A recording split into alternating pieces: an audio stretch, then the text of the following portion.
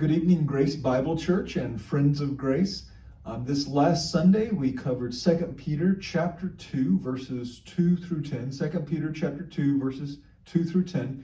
And in our covering verses 2 through 10, we finished our work that we began with chapter 2, verses 1 through 3 last week.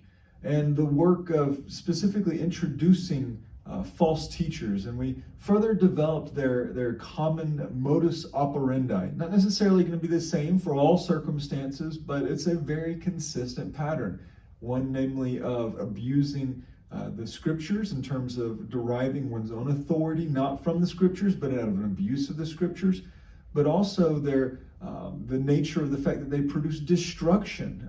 They produce maligning and blaspheming of the good name and reputation of Christ's church. And often they do this for offenses that are tied to sensuality and greed. Not unlike really what you would expect of the common criminal enterprise. And so it is with the false teacher. Similar conduct, similar expectation, and with both you can quite literally follow the immorality, follow the money, and you'll find your false teachers. Again, that's broadly speaking, but it's a pretty consistent element and one that Peter draws to our attention as something to be mindful of and that they will be condemned for.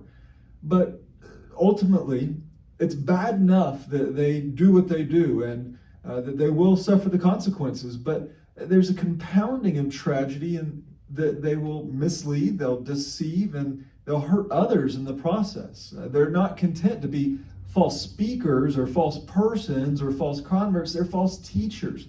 By the nature of teaching, they're instructing and they're leading and persuading, using roles of authority, as well as what Peter calls false words, or as we mentioned, plastic words, fake words, non-truths. And their conduct is expressed, again, one of hurting others, misleading others, and again, the compounding of this tragedy is not only that, but further compounded that it's expressed under the banner of Christ. It's done in the name of the church. So they cause the true church to be maligned and blasphemed. And for those of us who love Christ's church and who give ourselves, our time, our strength to Christ's church, this is rather distressing, isn't it? That Christ's church would be sullied by the wicked and their conduct. But Peter reminded us, he makes it very clear, the Lord is not aloof. He's not unaware. He's not weak. Rather, those who produce destruction will themselves be destroyed. Or as Peter stated it, their judgment from long ago is not idle, and their destruction is not asleep. And this naturally carried us over to the next section that we covered, verses 4 through 10, a section that is actually one large sentence. And so when you have the contextual base established and you understand what Peter's driving at, it moves rather quickly. So we were able to cover 2 through 10 in one exclusive section there. And it's one long sentence that drives to a singular point by means of an if-then structure. So if this is true, and it is, then this is also true. So you have a long if, build on if, then.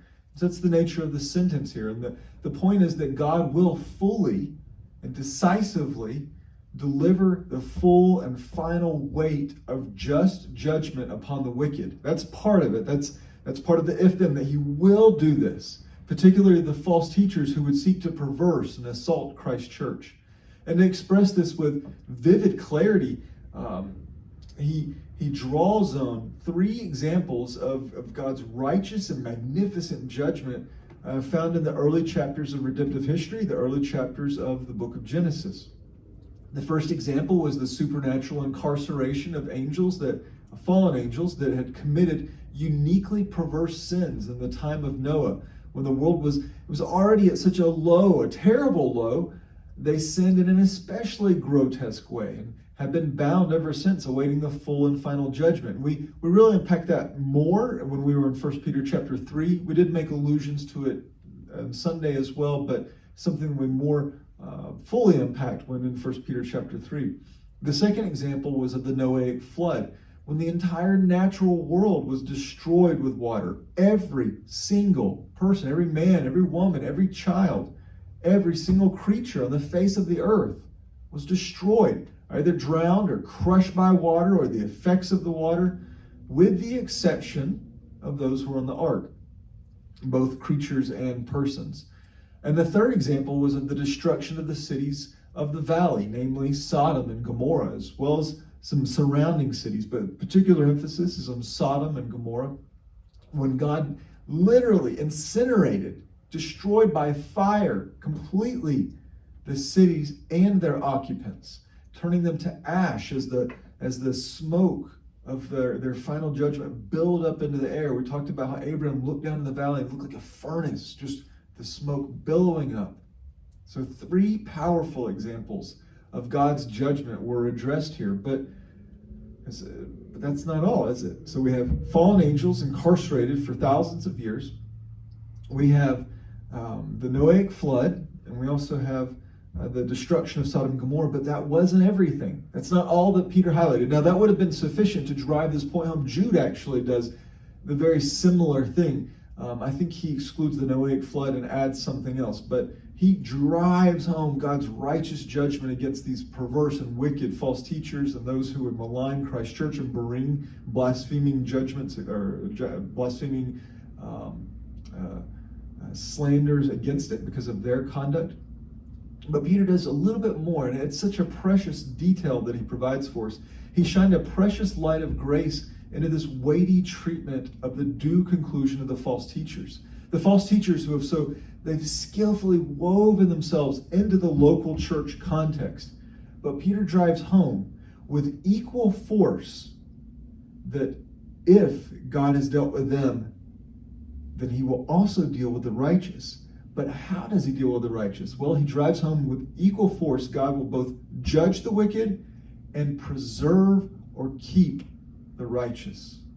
If he's done this with the wicked, he'll also do this with the righteous. Namely, if he's judged, condemned, and will destroy the wicked, then he will preserve, he will keep, he will see the righteous through.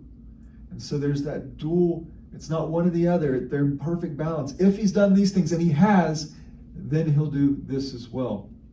And with this, I wove in references to Abraham's engagement with Yahweh as he saw the city where his nephew and his nephew's family resided. Now in the crosshair of God's righteous wrath, he knew Lot was in Sodom. He knew Lot's family was in Sodom, and he knew from what he'd been told that with the revelation immediately provided to him that they're going to be visited, and their cry out of injustice and perversity has come before the Lord, and he's going to see, are these things true, knowing they're to be true and knowing that judgment's imminent.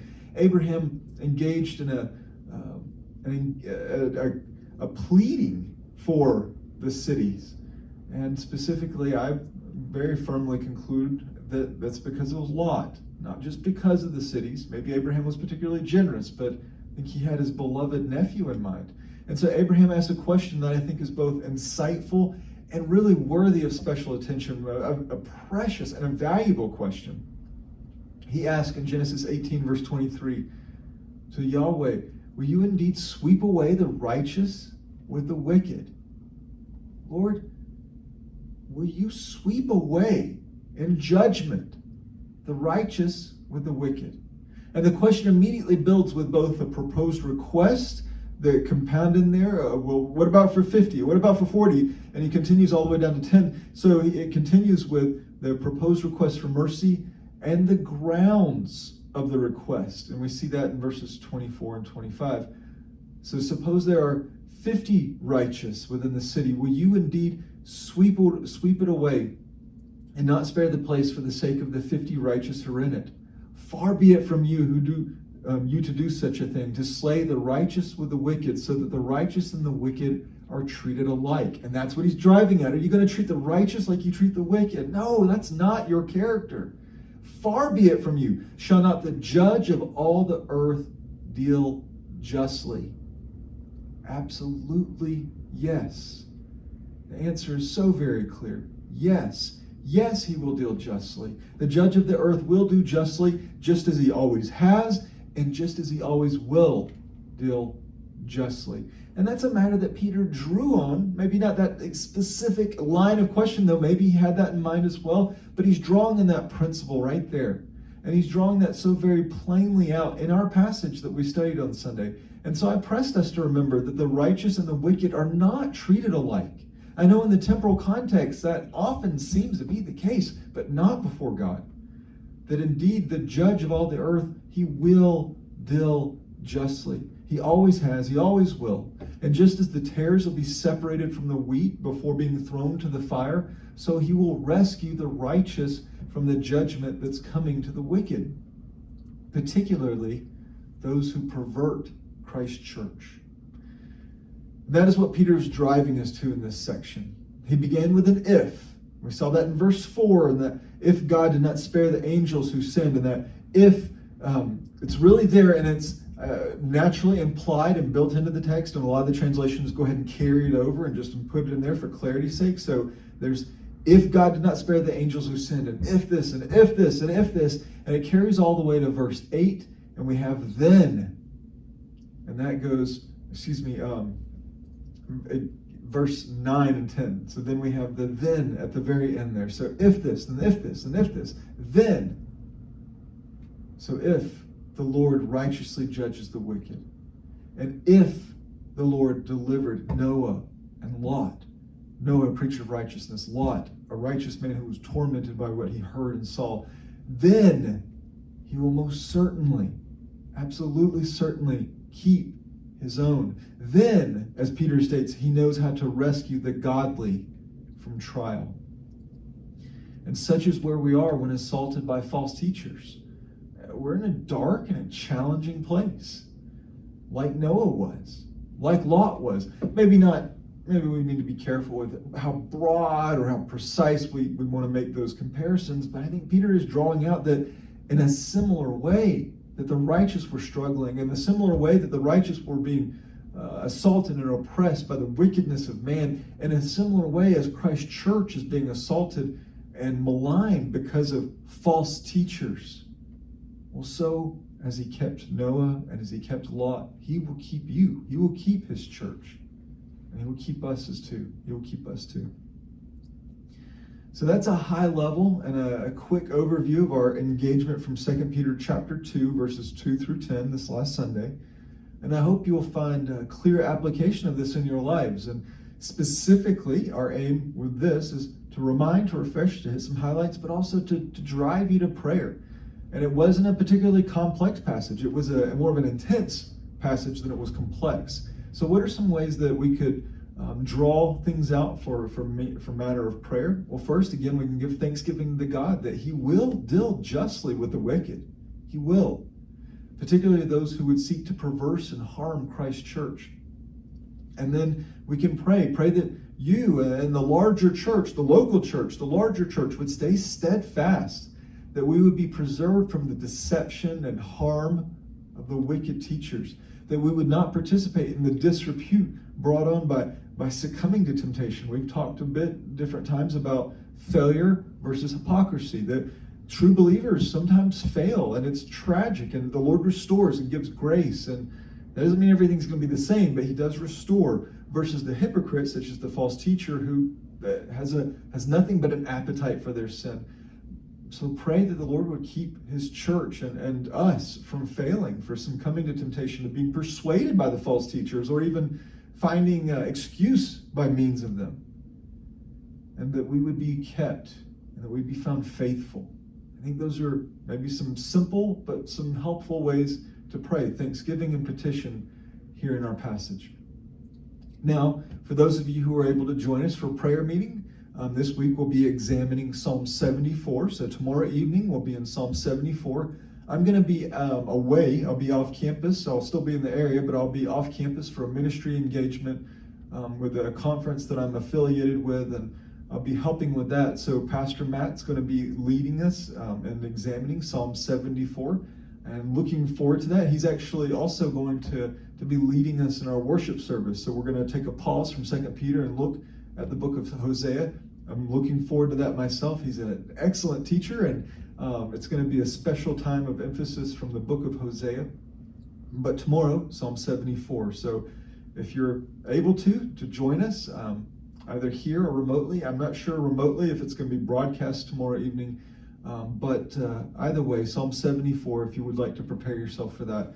And again, I hope that this brief engagement with some highlights from 2 Peter 2, 2 through 10 has helped remind and refresh what we covered on Sunday, and also to provoke you to application, and specifically application in prayer.